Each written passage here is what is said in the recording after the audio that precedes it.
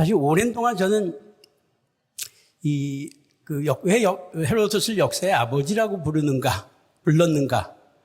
동시에 역사의 아버지라고 부르면서 왜 거의 2500년 가까이 헤로도스는 그 아버지로서의 그 지위를 늘 부인당해 왔는가 하는 그런 근본적인 의문을 갖고 있었거든요. 그 물음이 사실 이 책의 그 내용 또는 성격을 파악하는 것과 아주 직결되는 문제라고 할 수 있습니다. 우선 헤로도스를 역사의 아버지라고 규정해 준 키케로가 법률론에서 약간 미묘한 그 문장에 이 얘기가 나옵니다. 역사의 아버지인 파테르 히스토리아인 헤로도토스의 역사책에도 믿을 수 없는 얘기가 숱하게 있다. 또 헬레니즘 시대 이래로 그 수사학의 영향이 강한 만큼 역사는 반드시 수사학적으로 장식되어야 된다는 생각을 갖고 있었던 것 같아요. 진실을 다소 훼손시키더라도 역사가 투키디데스 어떻게 얘기하는가 보시죠. 내가 쓴 역사에는 설화가 없어서 듣기에는 재미가 없다. 그러나 명확한 진실을 알고 싶은 사람은 내 역사를 유용하게 여길 것이다. 이거 헤로도스를 비판하고 자기 책의 어떤 특장을 강조하는 대목이라고 볼 수 있습니다. 스페인 인문주의자 15세기에 루도비코스 비베스라는 사람은 헤로도토스는 역사의 아버지라기보다는 거짓말쟁이의 아버지라는 칭호를 붙여 마땅하다. 이렇게까지 심하게 얘기해요. 1993년에 영국의 프리쳇이라는 학자는 헤로도스의 거짓말학파라는 책을 하나 단행본을 썼습니다. 이게 20세기 중반 후반까지 거의 지속된 흐름이라고 볼 수 있습니다. 그런데 그 어간에 간간히 헤로도토스의 위치를 너무 근대적인 시각으로, 현대적인 시각으로 재단하고 있다는 그 유감을 간간히 표현한 사람들이 있는데 20세기 후반부터 거의 1980년대부터 최근까지 한 3, 40년 동안 놀라운 변화가 일어나기 시작했습니다. 아마 최근에 나온 헤로도스 연구서는 논문, 단행본 엄청납니다, 진짜. 소위 포스트 모더니즘의 역사학을 그 이유로 들 수 있어요. 역사는 수사학이거나 문학의 한 형식에 불과하다라는 태도들이 나타나기 시작했고, 헤로도스의 작품을 하나의 온전한 문학 작품으로 전제하고 그것을 내러티브 분석을 하는 경향이 짙어졌습니다. 맥락 속에서 봐야 이거 제대로 이해할 수 있다. 이런 이해가 헤로도스의 복권을 가능하게 하는 거죠. 비잔틴 시대의 한 백과사전인 수다라고 하는 곳에 헤로도스의 짧은 연보가 나옵니다. 할리카르나소스의 명망가 집안에서 릭세스의 아들로 태어났다. 하지만 그곳의 참주, 독재자 리그다미스 때문에 사모스 섬으로 이주했다. 그리고 거기서 이오니아 방언을 익히고 9권짜리 역사책을 썼다. 이 사모스 시절은 기본적으로 이 젊은 시절에 아마 역사라는 책을 구상하고 광범위하게 거기에 필요한 여행을 했을 것이다. 즉 침공해오는 페르시아를 구성하고 있는 수많은 지역들의 역사와 풍습과 이런 것들을 조사하기 위해서 광범위한 여행을 해서 했던 시절일 거라고 볼 수 있을 것이다. 그리고 이제 당연하게 이오니아의 어떤 지적 유산을 아주 신속하게 흡수했던 그런 시절을 볼 수 있는 것이겠죠. 그래서 역사를 쓰는 것과 동시에 돌아다니면서 이 역사를 낭독하거나 구현했다고 하는 기록이 보입니다. 근데 이 구현 활동 가운데서 특히 아테네에서의 호응이 대단했습니다. 엄청난 액수로 10탈렌트라고 하는 걸 보상했는데 교공국이 바치는 1년 세공액과 맞먹는 것이었어요. 엄청난 액수였죠. 그리고 유명한 그 당시 그 아테네의 그 정치적인 지도자였던 페리클레스 서클에 가담해서 조각가, 소포클레스 비극작가, 프로타고라스, 소피스트 등등과 교류하면서 토론하고 했다는 그런 기록이 보여요. 소포클레스가 나중에 헤로도스를 위해서 헌정한 시비가 있습니다. 헤로도스는 분명히 아테네에서 극진한 대접을 받았고 따라서 아테네에 장기 체류하지 않을 이유가 전혀 없었던 거죠. 거기서 아마 상당 부분 역사 서술을 진행했을 것이라고 보여집니다. 그 많은 문헌에, 고대 문헌에 헤로도스를 가리켜서 거의 이구동성으로 하는 말이 있어요. 호메로스적인 역사가이다. 이 역사책은 호메로스적이라고 이해하지 않고서는 도저히 제대로 이해할 수가 없는 그런 특징을 갖고 있습니다. 권의 바로 앞에 나오는 일종의 서문격의 이 짧은 문장만 봐도 호메로스적이라는 것을 단박에 알 수 있어요. 이 책은 할리카르나소스의 헤로도스가 탐구하여 내놓는 것이다. 무엇을 탐구했느냐? 그리스인과 비그리스인이 서로 싸운 원인을 탐구하고 그리고 그 인간들이 만들어낸 경이로운 현상들이 시간이 지나면서 잊혀지지 않도록 그 영광이 무색해지지 않도록 탐구해서 이 책을 내놓는 것이다 라고 썼어요. 일리아스 말이죠. 이게 사실은 저기 아킬레우스의 영광의 얘기죠. 트로이 전쟁의 와중에서 그 성벽 아래서 싸움을 계속한다면 나는 살아서 고향으로 돌아가지 못할 텐데, 죽을 것인데, 하지만 불멸의 영광을 얻을 것이다. 아마 서양적, 고대 그리스적인 어떤 영혼관이라 보시겠는데, 죽을 줄 알지만 죽어서 영원한 이름을 남긴다는 그런 거죠. 그런데 일리아스가 신화적 시간을 다룬 것이라면 헤로도토스는 처음으로 그리스인들의 과거사, 최근의 과거에 대해서 신화적이 아니라 바로 탐구를 통해서 역사적인 시간으로 만들었다는 것. 이게 중요한 차이라고 볼 수 있는 것이겠죠. 그렇게 자기가 신화적인 시간을 뒤로 하겠다라고 하는 선언이 일권의 맨 첫머리에 나옵니다. 말하자면 신화적 시간을 뒤로 하고 이제 내가 역사적 시간에 다가서겠다고 하는 선언은 이라고 볼 수 있는 것이죠. 이 세계 전체의 내용이 뭔가 문제가 있다라고 아까 거짓말쟁이다, 뭐 믿을 수 없다고 하는 숫한 얘기가 나왔던 이유는 이 책의 전체 구성을 간단하게 일별해 보아셔도 되게 짐작하실 수 있어요. 후반부에 있는 5, 6, 7, 8, 9니까 5권이죠. 5권은 잘 아시는 페르시아 전쟁입니다.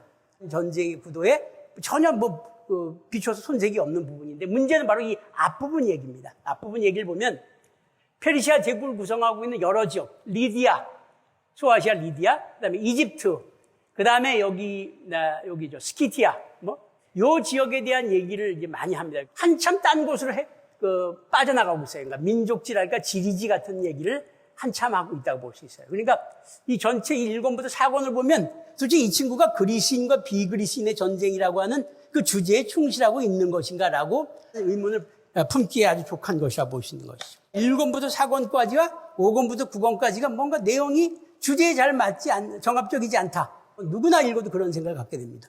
그런데 이제 아까 헤로도스의 지위의 복원이 얘기되기 전부터도 독일에서 이런 얘기가 나왔어요. 그리스 세계가 통일된 세계, 단합된 세계라기보다는 도시국가들이 다 분열하고 있는 세계여서 앞으로 그리스에 침공하게 될 페르시아 제국의 위용에 비춰보면 너무나 미약해 보이는 것처럼 읽게 돼요. 그래서 아마 이게 의도적인 게 아닐까.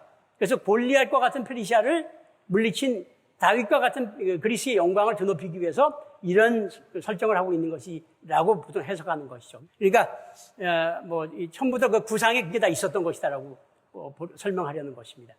자, 이제 연구 방법 보도록 하겠습니다.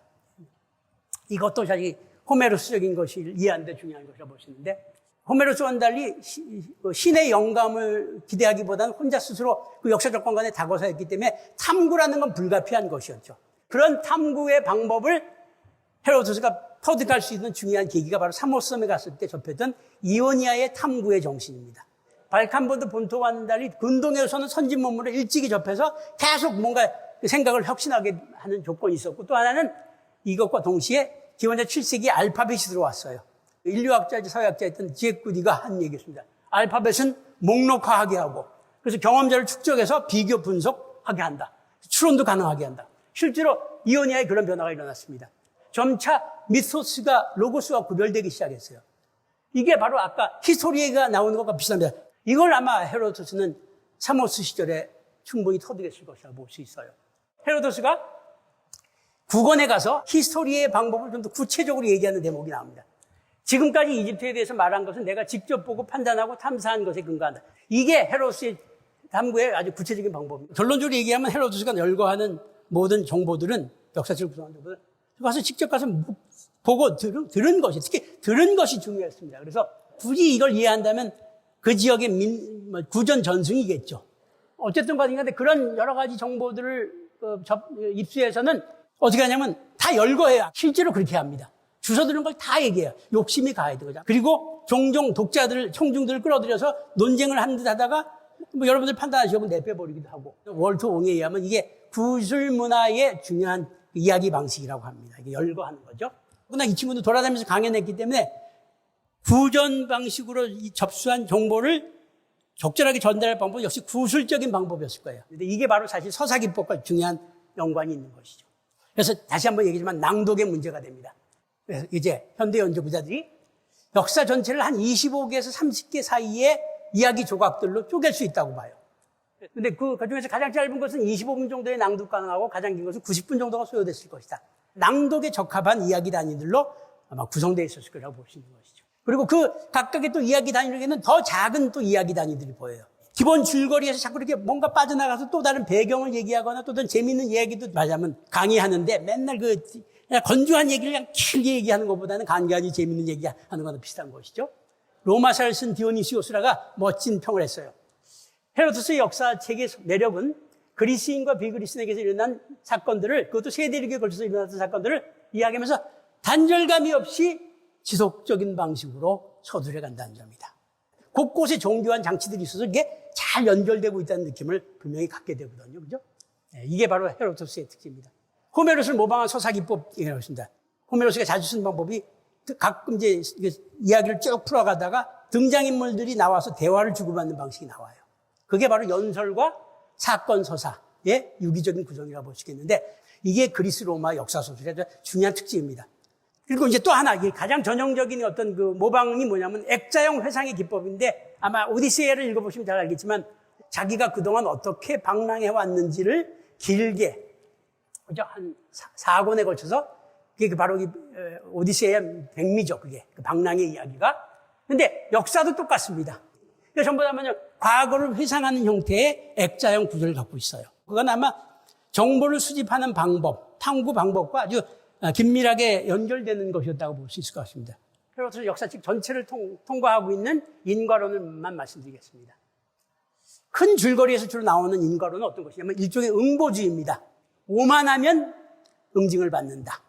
올림포스의 신들을 퇴장시켰는데 다른 어떤 추상적인 신의 개념을, 아니면 적어도 신의 개념에 상응하는 어떤 초월적인 어떤 역사적 힘을 작동시키고 있는 거죠. 헤로도스는. 그죠? 그리고 그런 응보주의를 도덕적인 비판으로 쓰기도 하지만 무엇보다도 정치적 비판의 수단으로 쓰고 있습니다.